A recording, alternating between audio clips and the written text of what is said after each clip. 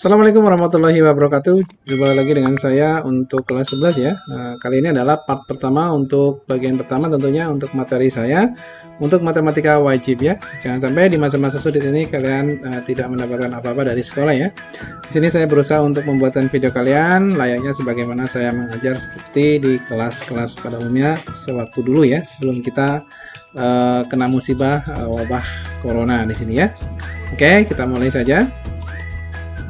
Matematika wajib kelas 11 untuk part yang pertama ya. Nah, di sini bab pertamanya adalah induksi matematika ya. Di sini Bapak akan menyampaikan garis-garis besarnya saja karena nanti videonya kalau terlalu panjang tentunya akan memakan kuota yang banyak juga. Maka fokus di sini ya. Materi pembelajaran untuk yang pertama adalah notasi sigma di sini ya. Apa itu notasi sigma ya? Nah, nanti akan dibahas di sini. Salah satu ciri khas matematika adalah digunakannya lambang di sini ya untuk mengungkapkan suatu pernyataan secara singkat, jelas dan konsisten.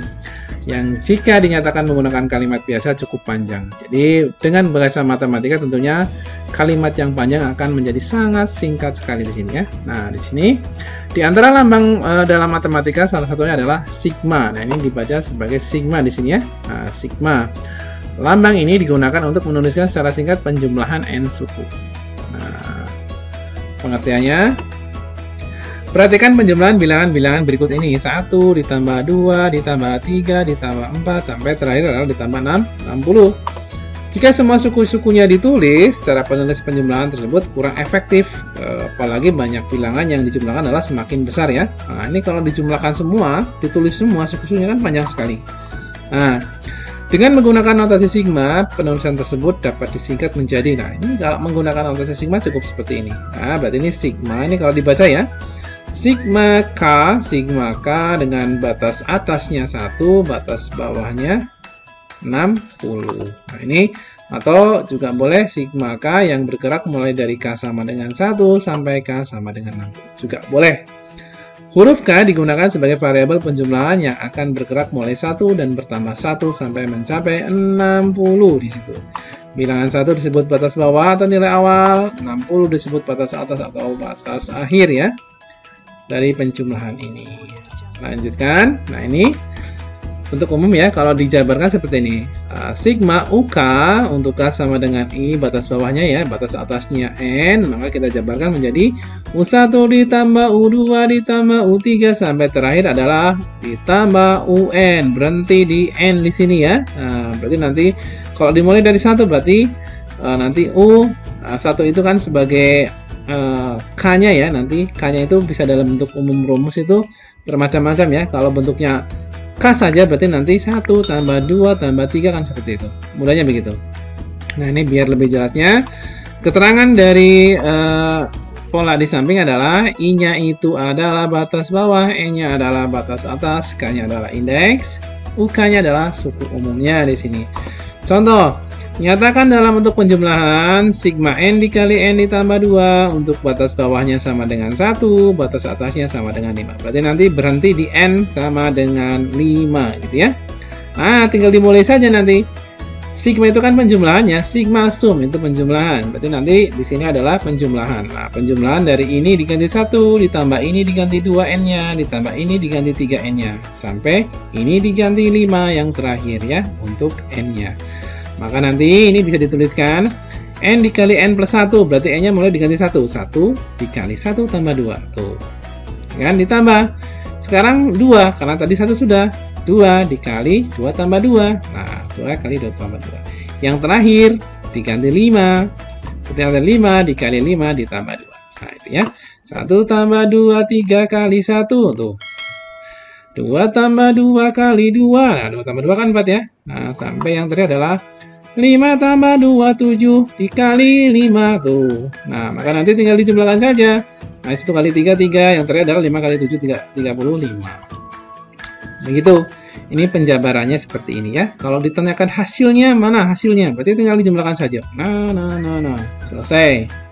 Yang kedua, tuliskan bentuk penjumlahan berikut dalam notasi sigma. Dibalik ya, kalau tadi diuraikan, sekarang disajikan dalam notasi sigma. Kalau tadi notasi sigma yang diketahui ditanya uraiannya seperti apa, sekarang yang ditanyakan adalah uraiannya seperti ini, notasi sigmanya seperti apa, kan begitu ya. Tulislah bentuk penjumlahan berikut dalam notasi sigma. Saya jawab yang A saja ya, yang B nanti buat latihan. Silakan kalian buat latihan itu. 1 ditambah 3 ditambah 5 ditambah 7 ditambah 9. Nah, gitu. Maka nanti yang K-nya berubah, yang angkanya berubah, misalkan urutannya 1, 2, 3, 4, 5, 6, 7 dan seterusnya, itu nanti diganti N atau diganti I atau diganti K. Gitu ya. Nah, di sini adalah bentuk N, berarti nanti ganti N. A1 itu diperoleh dari mana? Ternyata 1 diperoleh dari 2 dikali 1 dikurang 1. Nah, ini angka 1 ini ya.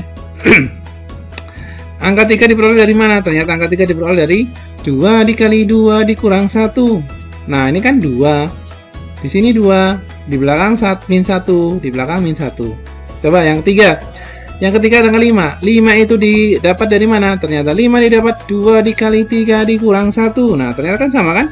Yang depan 2, yang belakang negatif 1. Ingat yang tengah ini, ternyata 1, 2, 3, sampai yang terakhir adalah 5. Kan begitu. Oh, berarti batas bawahnya nanti dimulai dari 1, batas atasnya berakhir di 5. Ya.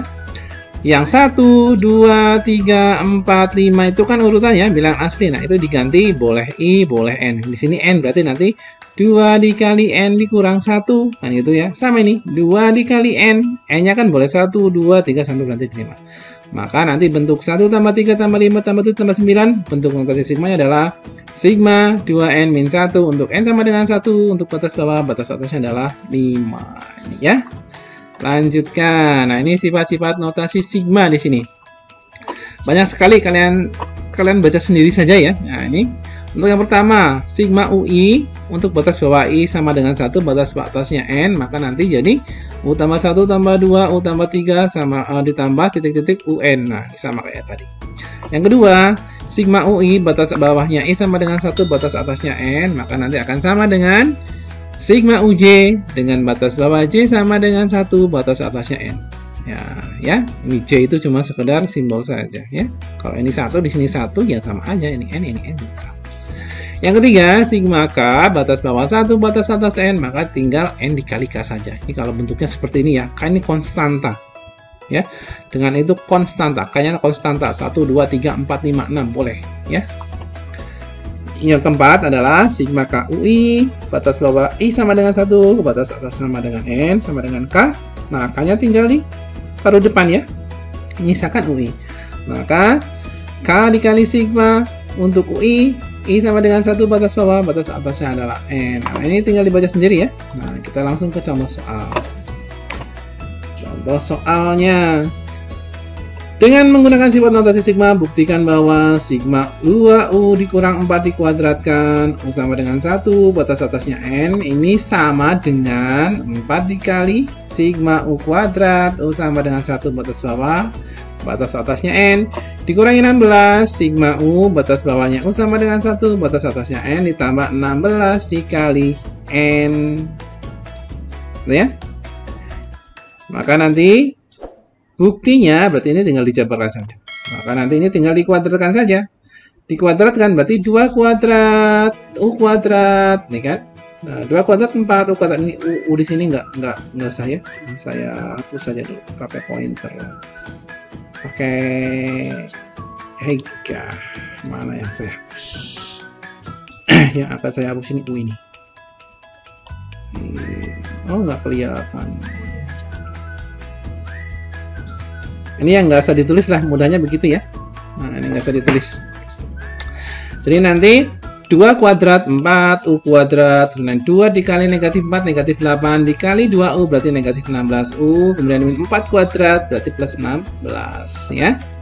Maka nanti dengan sifat yang ke berapa ini? Dengan sifat yang kelima ya, kelima boleh. Sifat kelima. Maka nanti kalau dijumlah ya tinggal jumlah, dikurang ya tinggal dikurang. Maka nanti yang pertama 4U kuadrat, maka sigma U sama dengan 1, batas bawah, batas atasnya N, 4U kuadrat min. Nah, ini setelah min ini kan ya.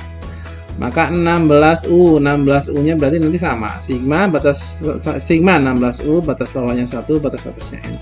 Sampai nanti sigma batas bawah 1, batas atas N untuk 16 sendiri ya, 16. Berarti ini kita pakai sifat yang mana? Yang ini. Maka nanti untuk yang pertama tinggal ditulis ulang saja, Nah ini 16-nya kok pindah ke depan, berarti pakai sifat yang mana? Ternyata pakai sifat yang, nah ini, K-nya langsung pindah ke depan, kan gitu. Kemudian yang 16, nah ini, yang ini pakai sifat yang mana? Ini pakai sifat yang ini, 3. Tadi ya saya sudah bilang ya, berarti tinggal 16 dikali N. Nah, N dikali K. Maka untuk pembuktian ini terbukti kan? Nah, ini terbukti. Ini dengan ini kan sama. Gitu ya. Oke. Nah, ini sudah terbukti. Lanjutkan contoh yang keempat. Ubahlah batas bawah menjadi 4 dari notasi sigma berikut. A. Sigma L dibagi 2L min 1, batas bawah I sama dengan negatif 2, batas atasnya adalah 4. Yang B, sigma L kuadrat ditambah 1, batas bawah sama dengan 6, batas atas sama dengan 10. Nah, jawabannya yang pertama adalah ya. Karena yang diminta batas bawah adalah 4, berarti negatif 2 biar jadi 4 diapakan? Ternyata ditambah 6 min 2 ditambah 6 sama dengan 4. Nah, sudah sesuai kan? Sama dengan 4. Karena ditambah 6, berarti batas atas juga ditambah 6, ya. Nah, untuk L-nya, untuk bentuk umumnya di sini, nah kalau di sini ditambah, di sini dikurangi L-nya. Nah, berarti nanti karena tadi yang batasnya ditambah, nah batasnya ditambah, berarti yang L bentuk umumnya dikurangi. Berarti kalau tadi L jadi L min 6, 2L, nah 2 dikali L min 6 dikurang 1, ya kan, yang tadi 2L ini. L-nya jadi L min 6 kan? Nah, gitu. Jadi sama dengan batas atasnya sudah 10, batas bawahnya 4. Nah, ini L min 6. Nah, ini tinggal disederhanakan. 2 dikali L, 2L. 2 dikali negatif 6, negatif 12. Negatif 12, negatif 1, negatif 13. Selesai. Yang kedua. Nah, ini. Diminta batas bawahnya jadi 4. Biar jadi 4 gimana? Dikurang 2. Berarti batas atas dikurang 2. Karena dikurang, bentuk umumnya ditambah 2. Kan begitu, ya? Maka nanti bentuk umumnya kita urus saja. L kuadrat, berarti L-nya ditambah 2 dulu. L ditambah 2 tapi dikuadratkan. Nah, ini. L ditambah 2 ditambah 1 kemudian. Kemudian ditambah 1. Nah, ini kan. Tinggal diselesaikan. Maka sigma. Batas bawahnya 4. Batas atasnya 8. Nah, ini tinggal diselesaikan. L kuadrat. 2 dikali L dikali 2 jadi 4L. Kan gitu ya. 2 dikuadratkan jadi 4. Nah, 4 ditambah 1 sama dengan 5. Nah, di sini jadi artinya penjabaran dari sini sudah jelas sekali. L kuadrat tambah 4L ditambah 5. Mudah-mudahan paham ya. Nah, ini. Kerjakan soal-soal berikut dengan jawaban yang tepat. Nyatakan notasi sigma berikut dalam bentuk penjumlahan beruntun. Nah, ini. Cuma nyatakan saja ya, nggak usah ngitung artinya ya. Nah, dijabarkan. Kalau batas bawahnya 2, berarti N diganti mulai dari angka 2, berhenti di 7. Nah, kalau 1 berarti mulai angka 1. M-nya dimulai dari angka 4 ya, berarti nanti dimulai dari angka 4 karena M bawahnya akan 4. Ya. Nyatakan penjumlahan berikut dalam bentuk notasi sigma. Nah, ini berarti kamu harus merubah ke bentuk umumnya dulu ya. Nah, batas bawahnya mau diganti berapa, nanti disesuaikan dengan nilai K atau N-nya ya. Nyatakan dengan notasi sigma yang batas bawahnya 1. Nah, ini K. 12 jadi 1 diapakan? 25 jadi 1 diapakan? Nah, 25 itu kan mengikuti ini ya. 12 jadi 1 kan min 11. Oh, berarti min 11. Karena min, berarti ini ditambah apa dikurang? Pertanyaan begitu. Ini jadi 1, berarti 3 dikapakan? Dikurangi apa ditambah? Kan begitu. Ya, silakan nanti dikerjakan di rumah. Sebisanya saja ya. Pak, nomor 1 saya cuma bisa 2 ya. Silakan kerjakan 2. Ya. Tapi saya ingin semuanya mengerjakan semuanya ya, karena referensinya tidak terbatas. Silakan kalian googling ya, kalian googling sebanyak-banyaknya, kemudian diaplikasikan hasil dari pencarian kalian, kerjakan soal ini ya. Kemudian nanti hasilnya kamu foto, kamu upload di Google Form. Ya, terima kasih untuk pertemuan kali ini untuk matematika wajib ini ya.